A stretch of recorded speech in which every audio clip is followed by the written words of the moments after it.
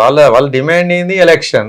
Election sequence లో వస్తుంది కదా, ప్రాసెస్ ప్రకారం వస్తుంది. మరి ఇప్పుడు ఇది ఎంత లేదన్నా 2 నెలల టైం పడుతుంది. మేము కూడా ఆగాం కదా సార్, ప్రెస్ క్లబ్ మెంబర్షిప్ అప్పుడే తీసుకుందామని చెప్పి సైలెంట్ గాను. బట్ ఏంటంటే మధ్యలో వాళ్ళు ఎవరైతే వార్తలు వేసినప్పుడు అది మేము వాట్ ఈస్ వాట్ అనేది చెప్తున్నాం కాబట్టి అందులో ఏమున్నా అమ్మా. ఇప్పుడు సరే పోలీస్ స్టేషన్ పోయిందమ్మా, అది అంటే ఇరుపక్షాలు పెట్టుకున్నారు కేసులు అని చెప్పేసి అంటే ఏ కేసు నిలబడుతుంది సార్? నిజం, ఏది నిలబడదా. మర్డర్ కేసులే నిలుతలేదు. ఇదే అయితే ఇది ఎంత ఏందంటే పాల పొంగమ్మ. నలుగురిని చూడంగానే వేదగా ఎవరైనా గుండెలు తీస్తారు.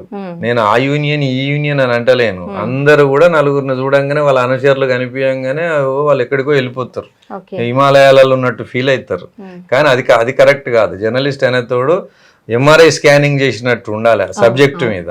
ఇప్పుడు అక్కడ ఏం జరుగుతుంది, వీళ్ళకి ఏం కావాలి, ముఖాముఖి మాట్లాడుకోవచ్చు. వాళ్ళు కూడా ఇప్పుడు ఈ ధర్నాలు చేసి ఇవన్నీ చేసేదానికన్నా వాళ్ళకు ఒకవేళ ఎలక్షనే అవసరం అనుకుంటే వాళ్ళు బాజాప్తా రిప్రజెంటేషన్ ప్రెస్ క్లబ్ కమిటీకి ఇవ్వచ్చు.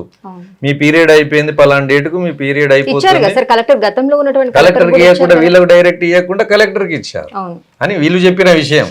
మనం ఏం కాయిదాలు చూడలేదు, కల్పాలు చూడలేదు, కానీ వీళ్ళు చెప్పింది మాకు లెటర్ ఇవ్వలేదు, మమ్మల్ని ఫోన్లో కూడా ఎవరు అడగలేదు అనేది పాలక మండలిలో ఉన్న అధ్యక్ష కార్యదర్శులు చెప్పే విషయం. వీళ్ళు ఏమంటారు, మేము అన్ని ప్రయోగాలు చేసినాం, అన్ని చేయడానికనే మేము ఏమంతా చేస్తాం అని వీళ్ళు అంటారు. దీన్ని ఎవరి తేట తెల్లని చేయాలి, కూర్చుంటే తెలుస్తుంది, అంతే కదా. ఆ కూర్చున్న దానికి కూర్చున్నాం అంటారు, మళ్ళా వీళ్ళు నటిస్తారు. అందరూ ఇలా అందరూ బరాబరే, అందరూ వాళ్ళేం సొక్కం కాదు, వీళ్ళేం సొక్కం కాదు, అందరూ కూడా వాళ్ళ అవసరాల కోసం ఉపాయాలు చేస్తలే. కానీ అంతిమంగా నేననేది ఏంటంటే, ఒక సీనియర్ జర్నలిస్ట్గా నా బాధ ఏంటి అని అంటే, మనం నిజం ఎక్కడికి పోయినా కూడా, మంత్రి దగ్గరికి పోయినా, ఒక కలెక్టర్ దగ్గరికి పోయినా, జర్నలిస్ట్ అంటే ఒక గుర్తింపు, ఒక అది ఉంది. దాన్ని మనం పలసన చేసుకోవడం వల్ల ఇప్పుడు అసలు సిఐ ఏసీపీ గారు కూడా మనకి ఎక్కడైనా మీటింగ్లో కలిసినప్పుడు మనతో ఎంతో ఆత్మీయంగా మాట్లాడతారు. కానీ ఆయన దగ్గర పోయి మనం నిల్చొని మనం పిటిషన్లు ఇచ్చి ఒకరి మీద ఒకరు కేసులు అయితే రేపేమో నిలిచే కేసులు కావి, ముందట తీసుకున్నా వెనకాల నవ్వుకునే విషయం కదా. వీడు అది అంటాడు,